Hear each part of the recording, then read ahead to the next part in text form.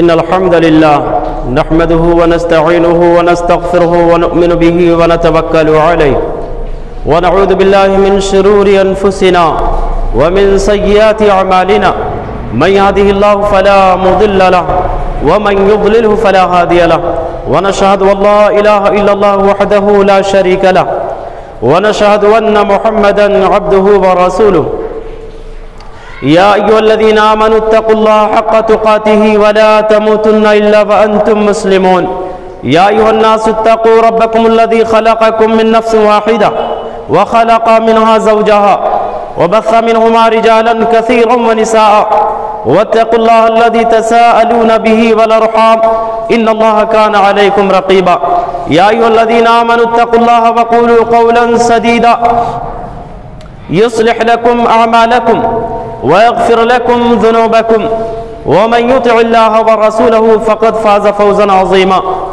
أما بعد فإن خير الحديث كتاب الله وخير الهدي هدي محمد صلى الله عليه وسلم وشر الأمور محدثاتها وكل محدثة بدعة وكل بدعة ضلالة وكل ضلالة في النار فأعوذ بالله السميع العليم من الشيطان الرجيم من همزه ونفخه ونفسه يا بني إسرائيل اذكروا نعمتي التي أنعمت عليكم وأني فضلتكم على العالمين رب اشرح لي صدري ويسر لي أمري واحلل عقدة من لساني يفقهوا قولي ربي زدني علما سبحانك لا علم لنا إلا ما علمتنا إنك أنت العليم الحكيم معزز حاضرین، ہر قسم کی حمد و ثنا، عظمت و کبریائی، بڑائی و بزرگی اللہ وحدہ لا شریک خالق کائنات مالک ارض و سما کے لیے لائق اور سزاوار ہے، جو اس کائنات اور کائنات کل کا مربی و پالنہار ہے۔ بعدہ لا کہاں کرو رہا درود و سلام ہو اللہ کے تمام نبی و رسول پر، خصوصیت کے ساتھ اللہ کے آخری نبی مدنی کریم جناب محمد الرسول اللہ صلی اللہ علیہ وسلم پر۔ معزز سامعین، تاریخ بیت المقدس کی چھٹی نشست لے کر کے میں آپ کی خدمت میں حاضر ہوا ہوں۔ رب العالمین سے دعا گو ہوں باری الہ قبل اول کے بارے میں ہم تمام مسلمانوں کو پڑھنے کی، سننے کی، سمجھنے کی توفیق عنایت فرمائے، اور بالخصوص ہم مسلمانوں کو ان اسلاف کے نقش قدم پر چلنے کی توفیق عنایت فرمائے جنہوں نے قبل اول کی آزادی کے لیے پوری کوششیں کی۔ معزز سامعین، ہماری اور آپ کی گفتگو کا اختتام اس سے پہلے نشست میں فاتح بیت المقدس ثالث یعنی سلطان صلاح الدین ایوبی پر ہوئے تھے کہ جس طرح سے صلیبیوں نے، یہودیوں نے یہ غالباً 1086-87 کے بعد صلیبیوں نے ایک نئی چال چلی کہ بیت المقدس کو اپنے قبضے میں لیا، اور تقریباً 1090 کے بعد سے لے کر کے تقریباً 88 سال تک بیت المقدس دشمنوں کے قبضے میں رہا۔ دشمنوں نے پہلے فلسطین کے اطراف میں چھوٹے چھوٹے شہروں کو اپنے قبضے میں لیا، اس کے بعد بیت المقدس پر مکمل طور سے قابض ہو گئے۔ یہ دشمنوں کی ایک سازش تھی، ایک پلان تھا، اور اپنے پلان میں وہ مکمل کامیابی حاصل کیے۔ یہی چال سلطان صلاح الدین ایوبی نے غالباً سن 583 ہجری مطابق 1187 کے بعد یہی چال اختیار کیا کہ فلسطین کے اطراف میں چھوٹے چھوٹے شہروں کو، بستیوں کو اپنے قبضے میں لیا۔ اس کے بعد وہ دن وہ تاریخ آیا 1187 کا یعنی 583 ہجری کا، جس دن سلطان صلاح الدین ایوبی رحمہ اللہ نے ایک عظیم اسلامی لشکر لے کر کے فلسطین کے مغربی حصے میں حملہ آور ہوئے۔ آپ سلطان صلاح الدین ایوبی کے بارے میں جانتے ہیں کہ یہ تیسرے وہ شخصیت ہیں جنہوں نے بیت المقدس کو آزاد کرایا، شرک و بدعات کی غلاظتوں سے پاک و صاف کیا۔ سب سے پہلے فاتح یوشع بن نون علیہ السلام ہے۔ بیت المقدس کو آزاد کرانے والی سب سے پہلی شخصیت یوشع بن نون، اور دوسری شخصیت عمر بن خطاب رضی اللہ تعالیٰ عنہ، اور تیسری شخصیت سلطان صلاح الدین ایوبی رحمہ اللہ ہے۔ صحابہ اور تابعین کے بعد سلطان صلاح الدین کی شخصیت پہلی وہ شخصیت ہے کہ جس نے جہاد اسلامی کی تاریخ میں ایک روشن باب قائم کیا۔ جہاد سے بڑی دلچسپی تھی، شجاعت و بہادری کا ایسا معیار قائم کیا اور شجاعت و بہادری کے ایسے جوہر دکھائے کہ تاریخ دانوں نے جب بھی جہاد کا تذکرہ کیا سلطان صلاح الدین ایوبی کا نام مجاہدین کے فہرست میں چمکتا ہوا نظر آیا۔ یہ وہ شخصیت ہے جس کے چہرے پر کبھی خوشی کے آثار نظر نہیں آتے تھے، ہمیشہ حزن و ملال، ہمیشہ غم، ہمیشہ فکر، ہمیشہ ٹینشن۔ کسی نے ان سے پوچھا کہ آپ ہمیشہ غصے میں کیوں نظر آتے، غمزدہ کیوں رہتے ہیں، کبھی تو خوش رہا کرو۔ سلطان صلاح الدین ایوبی نے اس وقت جواب دیا تھا کہ کیفا یطیب للفرح والطعام، اللہ کے بندے خوشی کس بات کی، میں خوش کیسے رہ سکتا، کھانا اور پانی مجھ کو اچھا کیسے لگ سکتا، ولذت المنام اور سونے کی لذت کیسے محسوس ہو سکتی ہے مجھ کو، جبکہ وہ بیت المقدس بعید الصلیبیین، بیت المقدس یعنی قبلہ اول یہ دشمنوں کے قبضے میں ہے، دشمن اس میں گندے جانوروں کو باندھتے ہیں، شرک اور بدعات کو اس میں فروغ دیتے ہیں، شراب نوشیاں اس میں کرتے ہیں، اللہ کے اس مقدس گھر کو انہوں نے اپنے کنٹرول میں کیا اور اس کو غلاظتوں سے بھر رکھا ہے۔ بھلا بتاؤ ایک مومن کو، ایک مسلمان کو کیسے خوشی پہنچ سکتی ہے؟ بہرحال سن 1187 کی وہ تاریخ، وہ دن آیا کہ سلطان صلاح الدین ایوبی نے سرزمین فلسطین کے مغربی حصے میں حملہ کیا، اور بیت المقدس کو یہ نصرانی، یہ کرسچن، یہ یہودی چاروں طرف سے مضبوط قلعے بنا کر کے گھیر رکھا تھا، مضبوط سے مضبوط قلعوں سے بیت المقدس کو محفوظ کر رکھا تھا نصرانیوں نے، تاکہ اس پر کوئی اگر حملہ کرے تو ڈائریکٹ بیت المقدس تک نہ پہنچ سکے۔ ان تمام قلعوں کو قراص کر کے، ان تمام قلعوں کو پار کر کے بیت المقدس میں داخل ہونا کوئی آسان کام نہ تھا۔ نصرانیوں کے لشکر، یہودیوں کے لشکر ہمیشہ مقابلے کے لیے تیار رہتے تھے، بیت المقدس کے چاروں طرف سے وہ تیاری میں رہتے تھے کہ کب دشمنوں کا لشکر حملہ آور سے مقابلہ کیا جائے۔ بہرحال اسلامی لشکر نے خوب جم کر کے مقابلہ کیا، گھمسان کی جنگ ہوئی، بہت سارے مسلمانوں نے جام شہادت نوش بھی کیا، اپنے جان کی قربانیاں بھی دی، کیونکہ اللہ کے نبی جناب محمد الرسول اللہ صلی اللہ علیہ وسلم کی آخری وصیت تھی کہ مسلمانوں قبلہ اول کی آزادی کے لیے انتھک کوشش کرنا، اپنے خون کے آخری قطرے بھی بہا دینا، اپنے جان کی قربانی دے دینا، لیکن بیت المقدس کی آزادی کے لیے کوئی کسر نہ رکھنا، کوئی کمی باقی نہ رکھنا، پوری کوشش کر ڈالنا، اور یہی تمہیں جنت میں لے جانے کا ذریعہ بنے گا، یہی آخرت میں نجات کا سبب بنے گا۔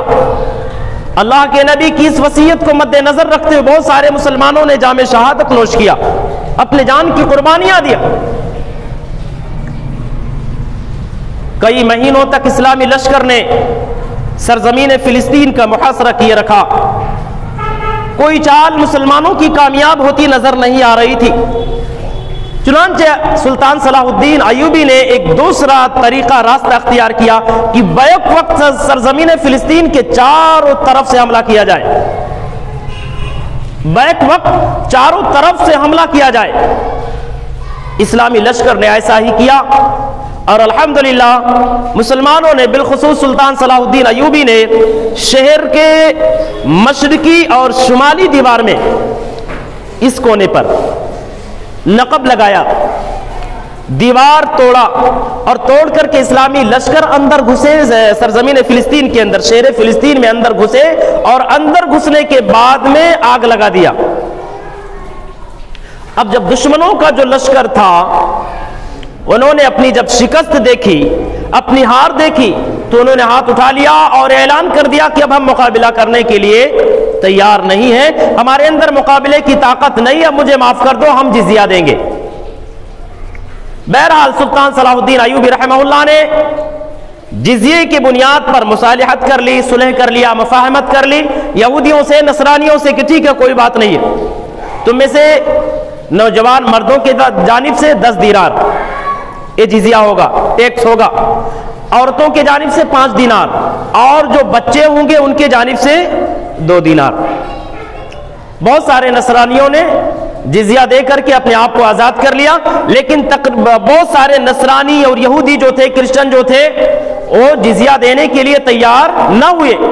چنانچہ انہوں نے اپنے آپ کو قیدی بنوا دیا کہ بھائی مجھے قید کر لو, ہمارے پاس طاقت نہیں ہے, ہم جزیہ نہیں دے پائیں گے, ٹیکس نہیں دے پائیں گے.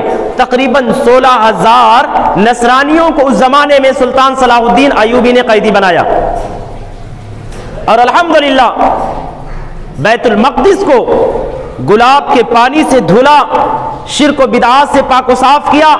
وہاں پر جو بت رکھے ہوئے تھے, جو مورتیاں رکھی ہوئی تھی, ان مورتیوں کو جو ہے وہاں سے ہٹایا, ان تمام شرک و بدعات اور خرافات سے اس مقدس گھر کو پاک و صاف کیا. اب آج یہ ظالم وہاں ملبے میں یا دنیا کے کسی بھی مسجد کو جو یہ دعویٰ کرتے ہیں کہ یہاں پہلے مندر تھا, اور مندر کا دعویٰ کر کے وہاں کے جب زمینوں کی کھدائی کرواتے ہیں, وہاں کچھ مورتیاں نکلتے ہیں تو اعلان کرتے دیکھو پہلے مندر تھا. لیکن بیت المقدس کی تاریخ دیکھو, اور یہی تاریخ, یہی ہسٹری کیا نام ہے, وہ بابری مسجد کی بھی ہے.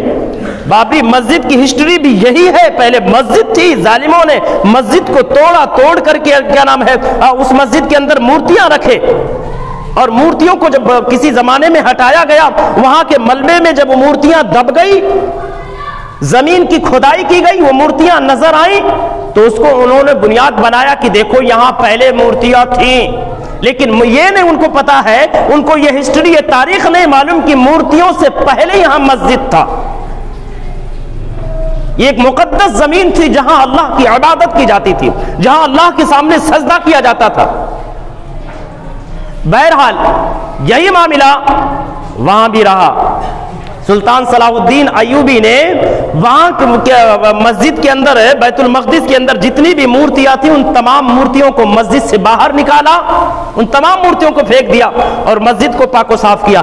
اب کسی زمانے میں, اس کے بعد کے زمانے میں جب وہاں کھدائی کروائی گئی, تو انہیں مورتیوں کو بنیاد بنانے لگے کہ دیکھو یہ مسجد تمہاری نہیں بلکہ ہماری ہے, انہیں مورتیوں کو.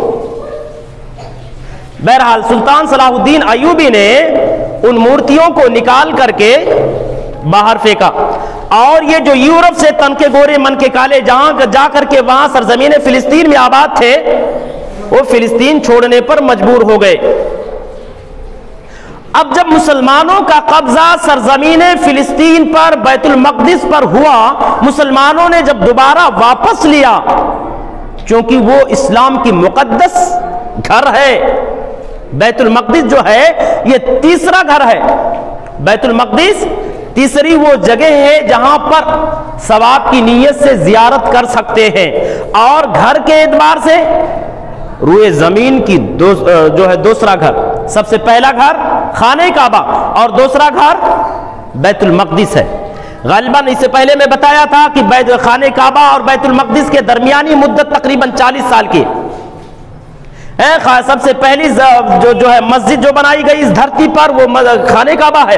اس کے 40 سال کے بعد مسجد اقصیٰ کو حضرت آدم علیہ السلام ہی نے بنایا تھا، لیکن حالات اور حوادثات نے اس مسجد کو جو ہے منہدم کر دیا تھا. لیکن ایک لمبے زمانے کے بعد جب سلیمان علیہ السلام کا زمانہ آیا تو انہوں نے اس کی تجدید کیا، بنیاد نہیں ڈالی بلکہ مسجد اقصیٰ کی تجدید کیا.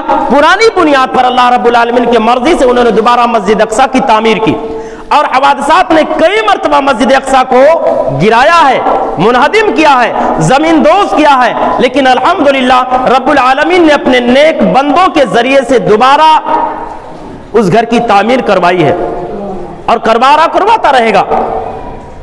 تو جب مسلمانوں کے قبضے میں وہ مقدس گھر آیا تو ظالموں نے، نصرانیوں نے، کرسچنوں نے جب دیکھا کہ ہمیشہ ہماری ہی ہار ہوتی ہے، مسلم قوم ہمیشہ جیتتی رہی ہے، تو اب ان ظالموں نے اپنے جنگ کا طریقہ بدل دیا. اب مسلمانوں کے کردار سے، مسلمانوں کے اخلاق سے ظالموں نے جنگ شروع کر دی. اس زمانے میں سلطان صلاح الدین ایوبی کے زمانے میں، یعنی 1133 کے بعد، 1133 سے لے کر کے 1187 تک انہوں نے پورنگرافی آرٹ کا جو ہے استعمال ایجاد کیا. یعنی گندے اور برہنہ عورتوں کی تصاویر انہوں نے بنوائے اور پورنگرافی تصاویر کا مسلمانوں پر استعمال کیا، بالخصوص مسلم نوجوانوں پر. اور ان کے سوچ کا دھارا، ان کا رویہ اس وقت بدلا جب 1.5 لاکھ اسلامی فوج نے تقریباً 15 لاکھ صلیبیوں کو منہ سے ناک سے چنا چبوا دیے تھے. نہ جانے کتنی لاشیں گر گئی تھیں.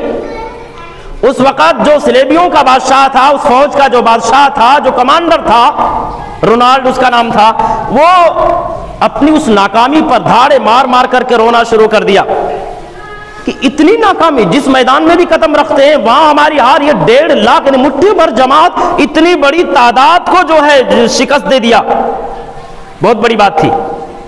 یہ اس کے لیے بہت بڑی شرم کی بات تھی، عار کی بات تھی.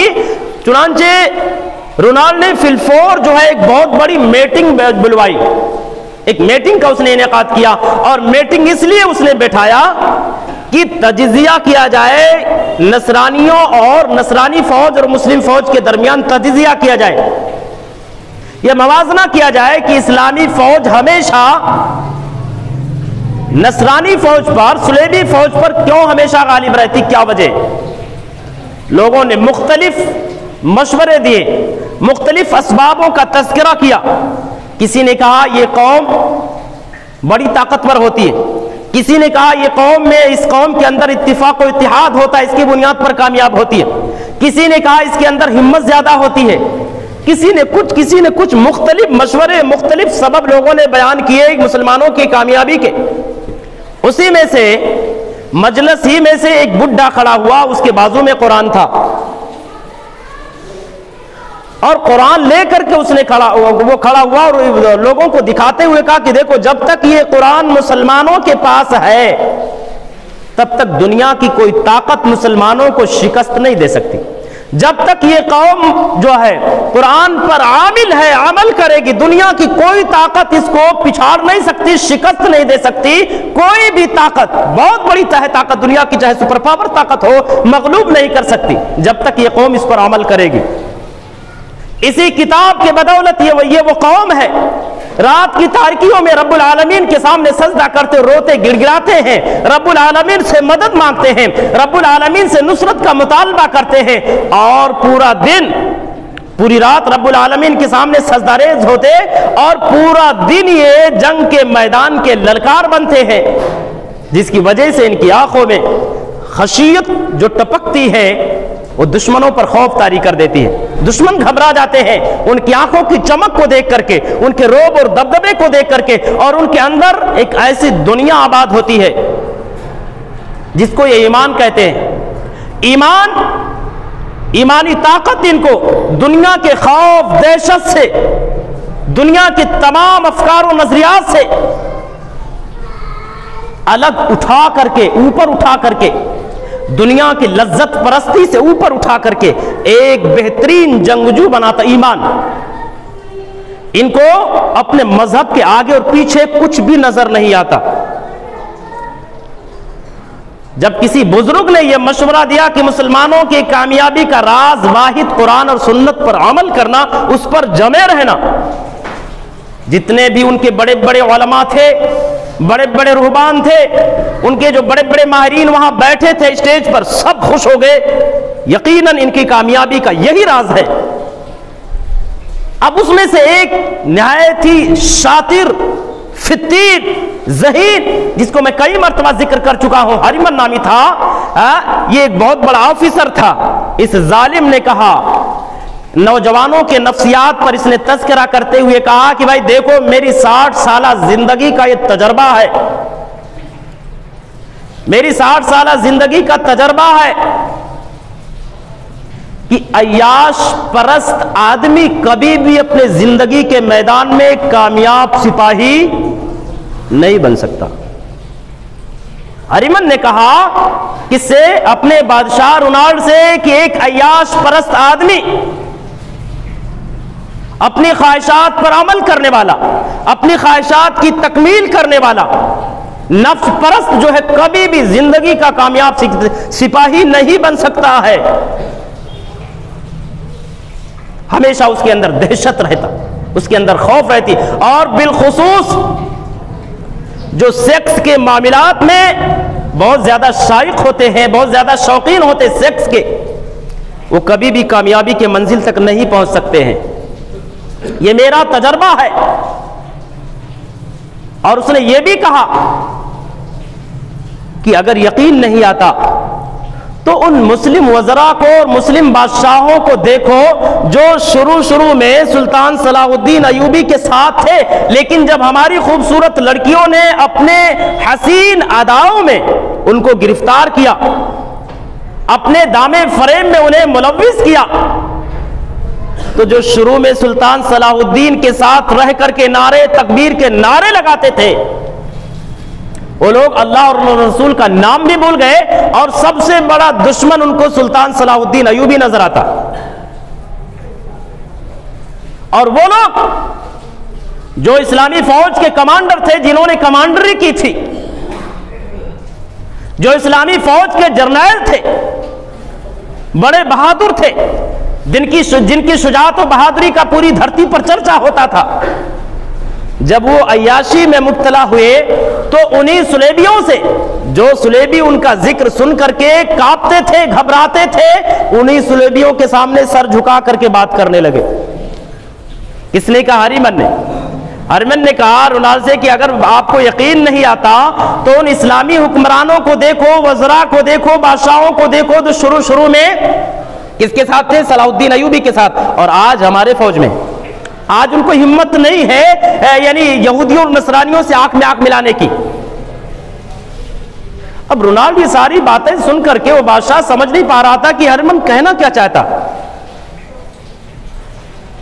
یہ کہنا کیا چاہتا ہے۔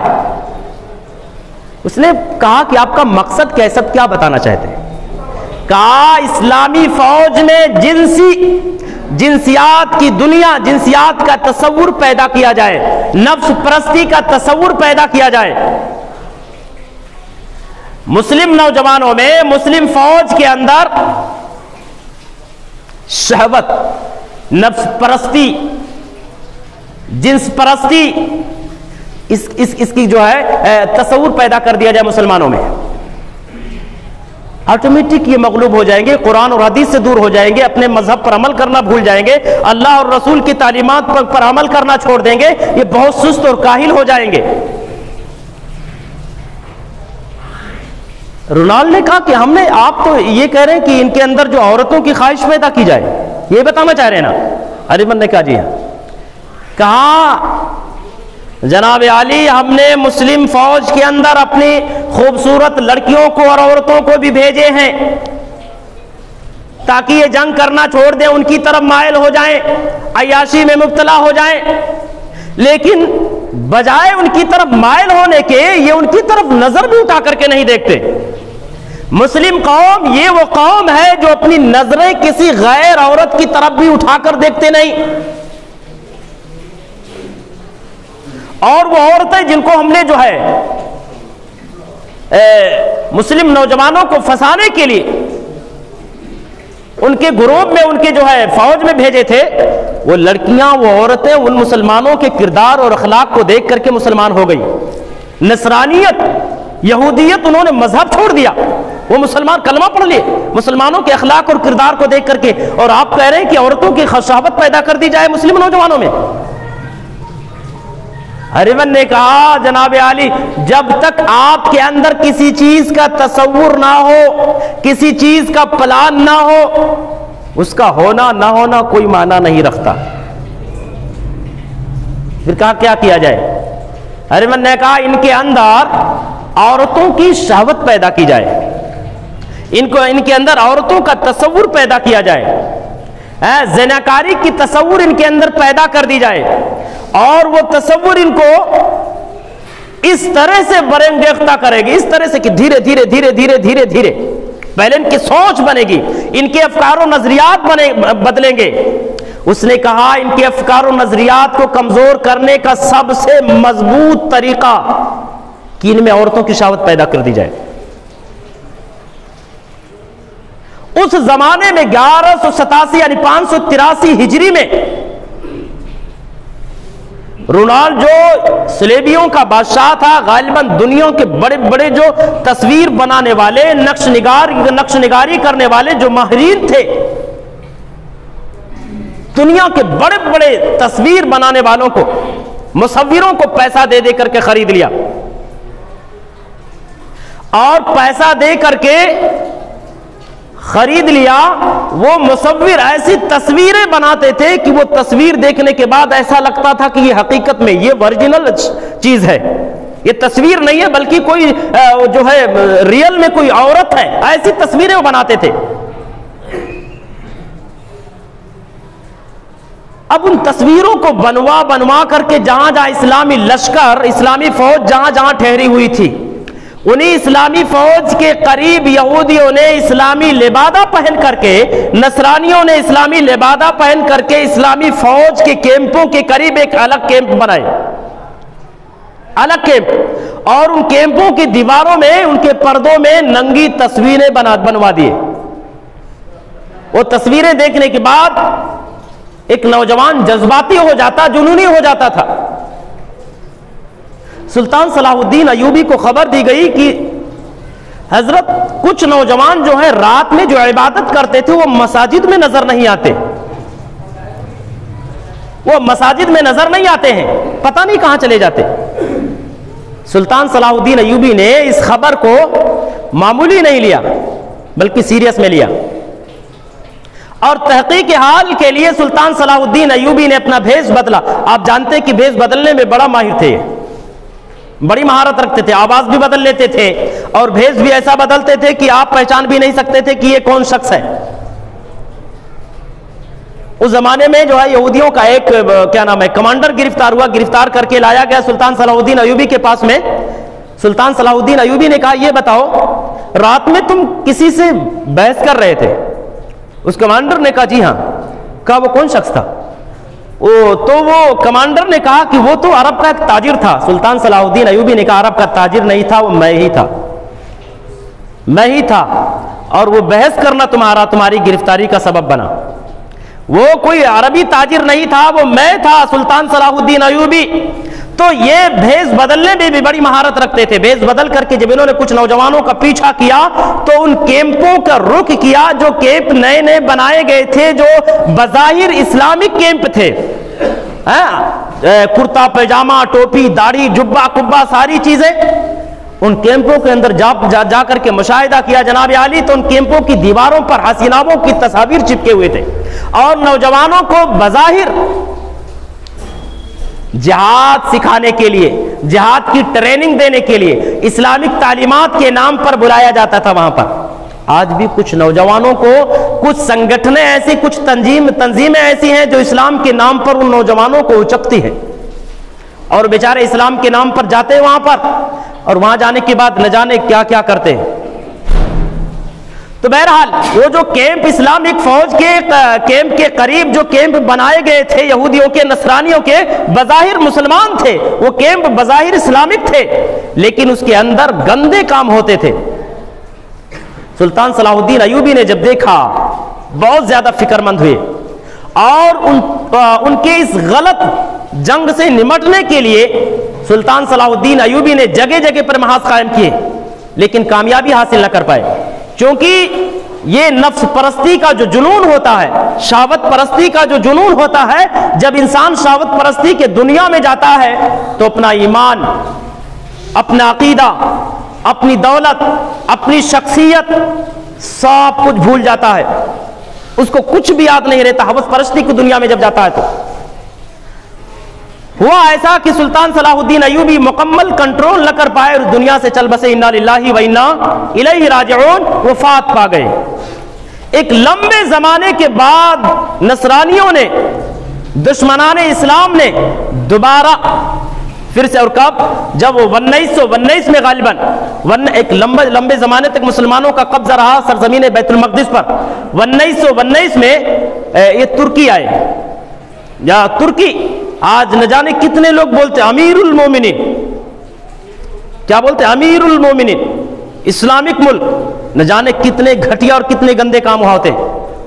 ترکی آئے تو ترکیوں کا، یعنی عثمانیوں کا آخری خلیفہ، سمجھ رہے، آخری خلیفہ عبد الحمید ثانی آیا۔